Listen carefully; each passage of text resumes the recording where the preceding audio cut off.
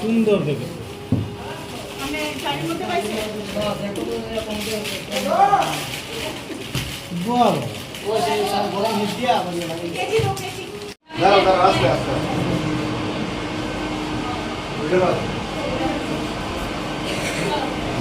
বাকি দেখো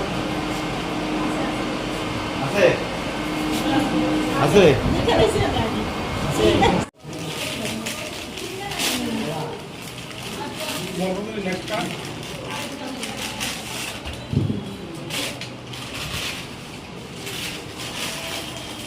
আমি তিলেমুড়া থানা সংলগ্ন নিচে 2টা ট্রেন নিয়েছিলাম।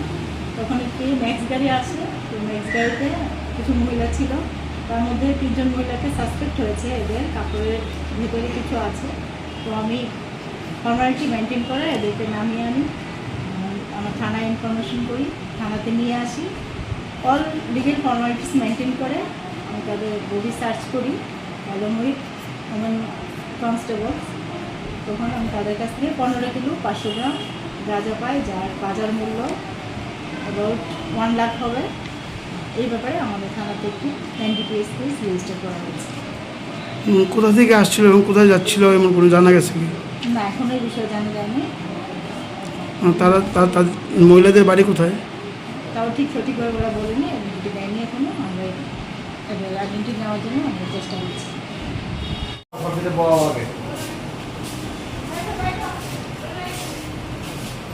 এটা বলতে লম্বা করে